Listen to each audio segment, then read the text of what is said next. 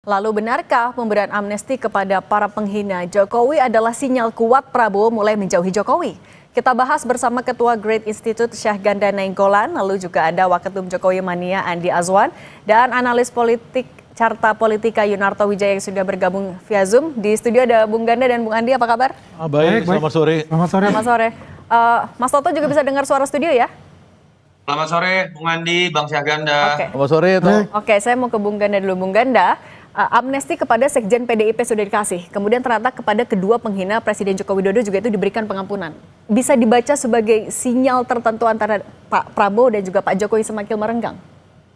Ya kalau merenggang itu relatif ya menurut saya. Tapi kan kita pertama perlu mengapresiasi langkah Presiden 08 di bulan 8 ini, ya kan, untuk mengkoreksi bahwa kita ini sudah terlalu jauh konflik-konflik sosial yang terjadi di masyarakat kita selama 10 tahun belakangan ini, khususnya ada ribuan korban termasuk saya yang dipenjara ya karena kasus mengkritik undang-undang Omnibus Law waktu itu, dan kasusnya belum selesai. Misalkan Jumhur Hidayat yang masih di Mahkamah Agung ya, kita dihukum beberapa orang karena mengecam undang-undang Omnibus Law, tapi kita kemarin sudah menyelesaikan 1.000 orang. Tadi malam kita rapat aliansi ini persoalan Tapol-Napol, dan sebagiannya itu 210 orang sudah saya serahkan kepada Profesor Dasko, yang dalam hal ini meminta saya merapikan nama-nama itu dan kasusnya apa. Jadi kita mengapresiasi bahwa ini adalah koreksi. Jadi ketika Presiden itu melakukan langkah truk istilah kita, karena dia punya 4 kekuatan dalam bidang hukum yang dijamin undang-undang, melakukan garasi, amnesti, abolisi, dan rehabilitasi, maka dia mengambil keputusan itu dengan pertimbangan yang paling penting adalah pertimbangan yang menurut saya sangat-sangat penting buat bangsa ini ke depan ya, mengkoreksi sejarah, dan dia pasti memikirkan tentang persatuan. Nah, apakah persatuan itu seperti yang tadi Pak Menteri Hukum sampaikan, apakah persatuan punya konsekuensi ya, bahwa kemudian ada pihak-pihak yang sakit hati ya, kemudian menjauh misalkan, itu urusan lain, tapi ya itu kan dikembalikan kepada pihak-pihak. Tapi Anda melihat ada konsekuensi itu kepada hubungan antara Pak Prabowo dan Pak Jokowi? Ya kalau Pak Prabowo kan tidak mungkin mengeluarkan kartu trufnya memberikan satu amnesti kepada Hasto yang selama ini dianggap sangat kritik terhadap mantan Presiden Jokowi, dan Hasto yang menjadi tangan kanan sekutunya Anies Baswedan yang di dalam banyak kesempatan pada saat kampanye membongkar hal-hal yang mungkin sensitif untuk kepemimpinan Presiden waktu itu, karena Presiden Jokowi waktu itu juga akhirnya mengakui bahwa itu perintah beliau untuk Tom Lembong ya? kepada Tom Lembong misalkan. Nah, ini kan 2 kelompok. Jadi kalau masyarakat itu sebenarnya ada 3 kelompok, dulu kelompok Prabowo, kelompok Anies, dan kelompok Megawati. Nah, mungkin saatnya di hari kemerdekaan ini kita melihat Prabowo pengen merangkul semua. Pengen merangkul semua. Kalau gitu kita tanya ke Bung Andi. Bung Andi, kalau pemberian pengampunan kepada orang-orang yang dalam tanda kutip berseberangan dengan Pak Jokowi, sebagai relawan Pak Jokowi, Anda bisa menangkap atau bisa memahami itu? Ya, pertama-tama saya sangat appreciate ya. Kami ya semua apresiasi kepada Pak Prabowo sebagai Presiden ke-8 kita ini menunjukkan ke wisdomnya. Ya. Bahwasanya anak bangsa ini harus sama-sama tidak melihat ke belakang gitu. Kita harus melihat ke depan untuk bersama-sama membangun bangsa ini gitu. Kalau dari pihak Pak Jokowi itu tidak ada rasa balas dendam, apapun itu tidak ada. Dan sangat mengapresiasi kalau ini memang hak prerogatif dari Pak Prabowo sebagai Presiden Republik Indonesia untuk itu. Jadi kalau dikatakan mungkin dibilang Pak Jokowi cawe-cawe dalam hal ini dibuktikan gitu. Pak Jokowi tidak cawe-cawe untuk masalah hukum ini. Artinya proses yang berjalan itu sesuai dengan kaidah dari konstitusi, beliau sangat appreciate ya. Dan kita semua juga mengapresiasi apa yang telah dilakukan oleh Pak Presiden. Meskipun amnesti itu diberikan kepada 2 orang yang sudah divonis menghina Pak Jokowi. Siapapun itu, karena itu adalah keputusan hak prerogatif dari Pak Presiden, Pak Jokowi dan kami semua itu samina wa ta'na untuk itu. Oke, kalau tidak masalah katanya, kalau Mas Toto Anda melihatnya, sebenarnya keputusan yang diambil Pak Prabowo ini memang hanya ya untuk rekonsiliasi atau sebenarnya ada motif politik lagi di belakangnya? Mas Toto suaranya masih di mute? Halo? Oke, silakan. Dengar? Iya. Iya, ini sebetulnya kan memang sesuai dengan mazhabnya Prabowo Subianto ya, yang dari awal yang ingin berbicara mengenai rekonsiliasi, bahkan ketika berbicara mengenai barisan koalisi tidak berhenti pada kekuatan 85%, teruslah terlihat berusaha untuk menarik kekuatan PDI Perjuangan. Walaupun ketika kemudian hubungannya sudah mencair dan menurut saya puncaknya adalah amnesti yang diberikan kepada Mas Hasto, tapi kita tahu keputusannya adalah PDI Perjuangan tetap berada di luar menggunakan istilah penyeimbang. Tapi dalam konteks hubungan yang mencair tidak lagi dalam konteks dendam sejarah, apalagi residu pasca Pilpres.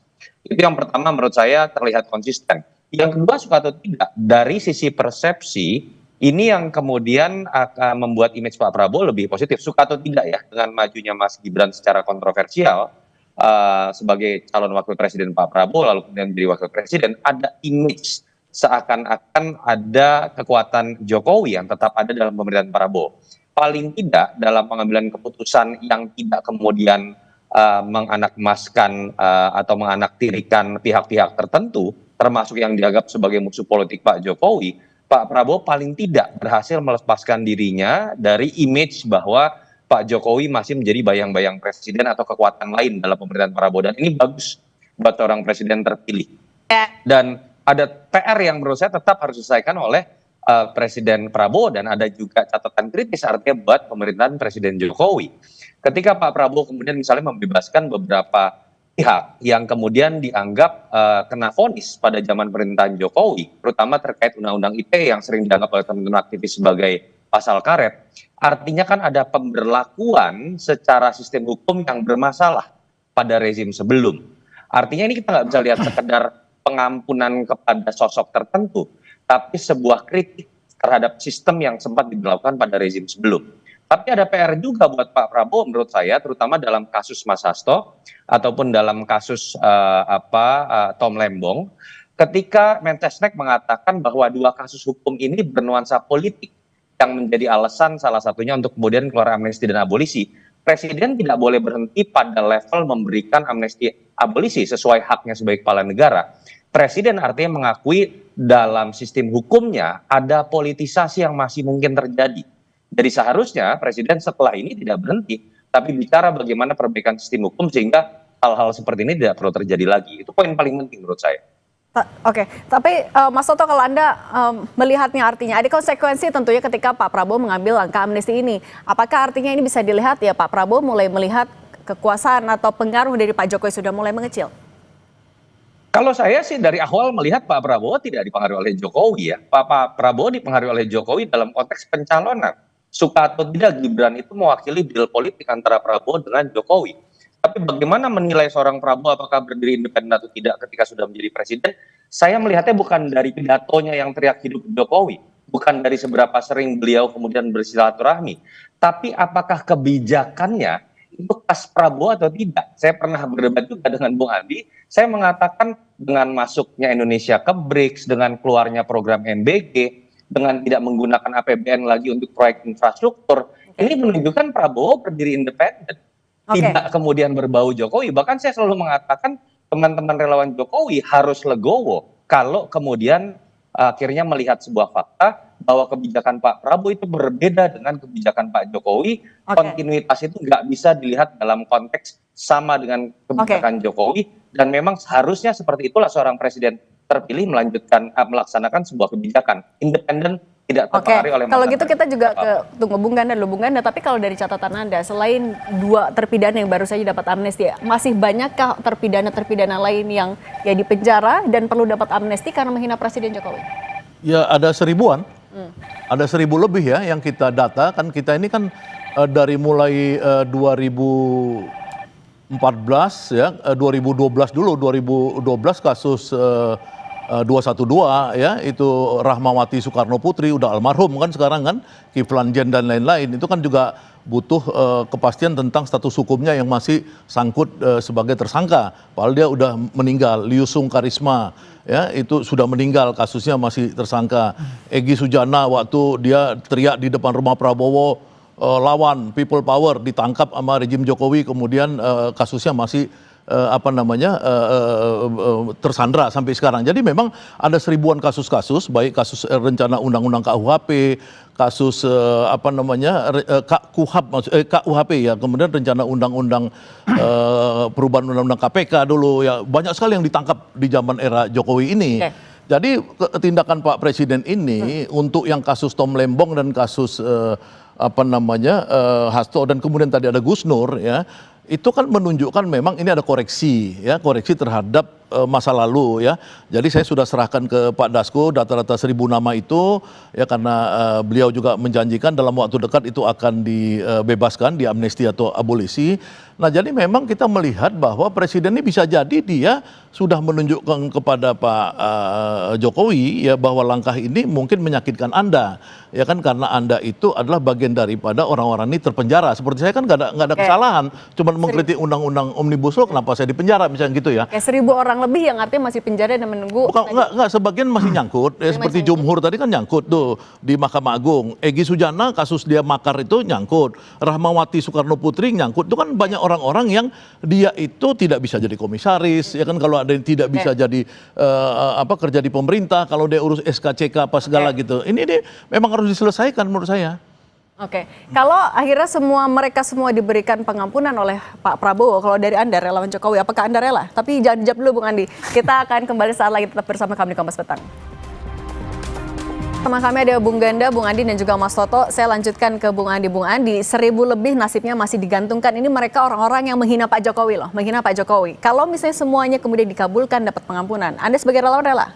Jadi begini, mesti kita pilah-pilah nih, menghina Jokowi seperti apa gitu. Apakah menghina pemerintah atau menghina Pak Jokowi kan gitu. Tapi kalau secara keseluruhan itu, kembali lagi yang saya katakan, itu adalah hak prerogatifnya Pak Presiden. Tapi pasti melalui telah-telah ya, secara komprehensif. Masalah-masalah yang terjadi itu seperti apa, vonisnya itu seperti apa, prosesnya sudah sampai mana kan itu. Pasti ada melalui telah-telah itu. Apapun yang itu yang dilakukan, kalau itu masih dalam jalur konstitusi dan undang-undang, ya, Pak Jokowi itu adalah orang yang sangat taat hukum untuk itu. Beliau pasti akan menerima itu karena bukan dia sebagai presiden sekarang ini. Yang presiden adalah Pak Prabowo kan. Jadi artinya apapun yang Pak Prabowo lakukan, Pak Jokowi pasti akan membackup untuk itu. Tapi kan ini adalah sebuah hak yang digunakan Pak Prabowo. Artinya sebenarnya Pak Prabowo juga punya pilihan untuk tidak melakukan itu. Ya itu kan saya bilang tadi, itu melalui telah-telah yang sangat komprehensif ya dengan tim hukum beliau kan. Jadi artinya apapun yang telah diputuskan itu adalah yang terbaik ya menurut Pak Prabowo untuk itu. Dan Pak Jokowi sebagai mantan presiden itu pasti akan mengerti tentang itu, pasti juga akan mendukung semua keputusan-keputusan dilakukan oleh Pak Prabowo. Oke, melalui jalur yang sudah semestinya dilakukan. Oke, kalau dari kubunya Pak Jokowi katanya mendukung Bung Ganda, tapi sebenarnya ini adalah keputusan yang didiskusikan dulu nggak dari Pak Prabowo kepada Pak Jokowi? Waduh, saya nggak ngerti ya, Cuman kalau saya ditanya sebagai pengamat ya, saya pikir ini adalah sikap yang paling tidak diinginkan Pak Jokowi tentunya ya, karena Pak Jokowi kan dari awal itu terlihat bahwa sama Hasto itu begitu mengalami tekanan ya, karena Hasto selama di luar itu terus menyerang Pak Jokowi. Nah itu mungkin tuntutan 7 tahun itu untuk Hasto, tuntutan 7 tahun untuk Tom Lembong, itu kan sesuatu yang di luar akal sehat menurut saya ya, yang itu tidak terkait dengan Prabowo. Karena apa tidak terkait dengan Prabowo? Karena Prabowo mengkoreksi kan gitu dengan ini. Nah terkait dengan siapa? Ya menurut saya pasti dengan Jokowi ya kan. Tapi apakah Jokowi terima atau enggak misalnya gitu. Ini aja, sekarang kalau Jokowi enggak terima dia boleh mundur dari rejim Prabowo kan gitu ya kan. Kan itu aja sebenarnya pilihannya kan. Sekarang kan udah kelihatan rekonsiliasi itu artinya apa sih? Arti rekonsiliasi adalah Pak Prabowo pengen merangkul Anies dan merangkul Megawati. Kan gitu. Ini mau dirangkul nggak? Itu aja pertanyaannya. Kalau mau merangkul PDIP dan juga Anies, nah Mas Toto, jadi sebenarnya apa pesan yang mau disampaikan Pak Prabowo ke Solo, Mas Toto? Saya nggak tahu ya kalau pesan. Saya lebih melihat begini, paling tidak Pak Prabowo semakin menegaskan bahwa salah pandangan yang mengatakan bahwa Jokowi itu masih menjadi bayang-bayang saya, bahwa saya masih ada di bawah bayang-bayang mantan presiden. Saya sebelumnya dari awal sudah melihat sebenarnya dari sisi kebijakan Pak Prabowo sudah berdiri sendiri. Ini khasnya Prabowo, bukan Jokowi, kebijakan yang sangat berbeda. Di sisi lain misalnya dalam konteks PDI Perjuangan, Pak Prabowo terus membangun komunikasi. Pertemuan misalnya dilakukan pada bulan April juga dilakukan dengan Ibu Mega. Artinya kan tidak serta-merta yang dianggap sebagai musuh politik Jokowi itu kemudian menjadi musuh politik Prabowo juga. Dan puncaknya adalah kebijakan amnesti, abolisi, bukan hanya terhadap Tom Lembong dan Hasto, tapi bahkan pihak-pihak yang dianggap menghina Presiden Jokowi pada saat pemerintahan Jokowi, kemudian juga dibebaskan. Poin paling pentingnya menurut saya adalah dia ingin menunjukkan bahwa dia mengambil keputusan sendiri. Jadi nggak perlu lagi ada pertanyaan misalnya keputusan abolisi dan amnesti ini apakah berdiskusi dengan mantan presiden, karena memang seharusnya tidak perlu dilakukan. Nah, oke. Siapapun yang terpilih itu tidak boleh kemudian dalam pengambilan keputusan bergantung pada mantan presiden. Dalam oke. konteks persahabatan, dalam konteks silaturahmi, tentu saja iya. Tapi poin paling penting gini loh, saya ingin mengatakan, saya berharap Pak Prabowo bisa konsisten ya. Apa yang dia lakukan secara yang diapresiasi oleh masyarakat dalam konteks pengampunan terhadap tahanan yang berbau politik, itu juga bisa dia berlakukan ketika kritik dilancarkan kepada dirinya. Ini jadi sangat penting buat legacy Pak Prabowo yang kita tahu, terutama buat teman-teman aktivis ya, termasuk Bang Jaganda lah. Pak Prabowo sering diidentikan dengan masa lalu. Dan diidentikan masa lalu itu ketika berbicara Orba anti kritik. Lalu kemudian berbicara hal-hal yang menjadi beban Orba. Apa yang dilakukan hari ini paling tidak menghapus sebagian stigma itu, tinggal pembuktian ke depan ketika ada yang mengkritik dirinya, menghina dirinya, apakah perlakuan yang sama sebagai seorang kepala negara dalam respon bisa terjadi juga atau tidak. Itu yang Saya mau ke Bung Andi tadi melanjutkan tadi pernyataan dari Bung Ganda. Kalau misalnya mau merangkul PDIP dan juga Anies, artinya Pak Jokowi ditinggalin dong. Melihat itu nggak? Nggak juga. Saya tidak melihat itu. Itu bukan sifatnya Pak Prabowo. Pak Prabowo yang merangkul semua kok. Kan dikatakan rekonsiliasi nasional. Siapapun anak-anak bangsa itu diajak untuk bersama-sama membangun bangsa ini gitu loh. Meninggalkanlah, kita kalau lihat jangan lihat spion ke belakang terus, kita fokus ke depan untuk pembangunan kita gitu. Tapi kan yang rekonsiliasi adalah musuh-musuh politiknya Pak Jokowi. Ini kita jangan katakan ini musuh ya Mbak. Ini hanya rivalitas secara politik. Secara pribadi tidak ada Pak Jokowi itu memusuhi adalah musuh, tidak. Ini adalah rivalitas politik. Tapi dalam hal bagi satu kesatuan anak bangsa, ini ada satu yang diorkestrasi oleh Pak Prabowo gitu loh. Jadi Pak Jokowi pasti juga akan legowo kok, nggak ada masalah untuk itu. Itu adalah udah haknya Pak Presiden. Mau rekonsiliasi meskipun di situ isinya ada ya orang misalnya ada PDIP, ada Anies, nggak masalah. Nggak ada masalah itu. Itu saya mungkin mau ngasih masukan nih ya kepada teman-teman sebagian, saya nggak katakan semua. Mas Oto maaf boleh di mute dulu Mas. Oke, kalau gitu Bung Ganda, iyakah bisakah kalau Anda kacamata sebagai juga dari relawannya Pak Prabowo, mungkinkah ya Pak Jokowi akan bisa rekonsiliasi dengan orang-orang itu di dalamnya? Ya kan begini ya, kalau kita nih lihat seperti kata apa tadi siapa pembicara satu lagi tadi Junarto ya. Ya Mas Toto. Kan memang kelihatan langkah-langkah kebijakan Presiden Prabowo kan meninggalkan langkah-langkahnya arahnya Jokowi selama ini. Tapi kan kemudian yang orang meragukan selama ini apakah dia bisa mengambil sikap menjaga jarak untuk kasus-kasus politik yang menyangkut lawan-lawan politik, ya seperti kasus Hasto, kasus Tom Lembong ini kan menunjukkan Prabowo ngambil sikap. Ini sikap gua, pribadi gua. Nah, artinya di sini dia saya lihat meninggalkan Jokowi, ya kan. Tapi apakah kemudian secara total kita nggak tahu, ya. Tapi menurut saya ada kebutuhan Prabowo sekarang untuk melakukan rekonsiliasi yang besar. Karena apa? Karena Prabowo mengalami tantangan dunia yang sangat besar, ya ketika dia berhadapan dengan Donald Trump, ya yang berhadapan dengan negara-negara besar lainnya. Dia butuh satu kekuatan semesta Indonesia ini di bawah dia. Dia nggak bisa gara-gara ada Presiden Jokowi nggak suka sama Mega, nggak suka sama yang lainnya, Anies apa segala, kemudian itu dibawa sampai sekarang. Enggak. Menurut saya memang Pak Jokowi harus insaf juga, jangan terus-terusan pengen mempengaruhi, menginfluence Prabowo. Kalau menurut saya cukuplah Gibran dititipkan kepada Prabowo, sisanya udah kayak SBY aja, nggak ikut campur lagi cawe-cawe gitu loh. Oke, kalau Mas, artinya kalau cawe-cawe lo Bang Ganda. Ini kan pandangan politik. Silakan Mas Andi ini kan. Mas Oto, artinya kalau dari mendengar penjelasan dari Bung Ganda, apakah ini artinya ya Prabowo bilang dadah Jokowi? Singkat saja. Bukan dadah ya, saya berdiri tegak independen. Jadi jangan ada cawe-cawe. Saya nggak mengatakan Pak Jokowi akan cawe-cawe juga. Saran saya minimal deh kalau kita nggak mau kemudian berspekulasi macam-macam tentang Pak Jokowi, teman-teman relawan sebagian jangan terlalu berbicara hitam putih.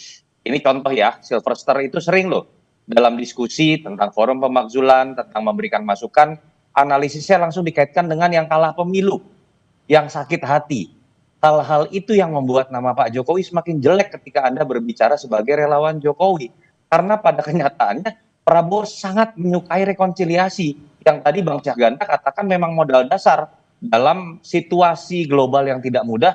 Kalau stabilitas politiknya rapuh, kalau nambah musuh, itu akan menjadi beban buat Presiden Prabowo. Itu yang menurut saya harus jadi catatan buat teman-teman relawan Jokowi. Sebagian, saya nggak katakan, semoga Bung Andi bukan termasuk diantaranya. Oke, terima kasih kalau gitu Mas Toto, Bung Ganda dan juga Bung Andi sudah berbagi bersama kami di Kompas Petang. Sehat selalu semuanya. Sore Mas Toto. Terima kasih. Terima kasih. Terima kasih Bang Syahganda.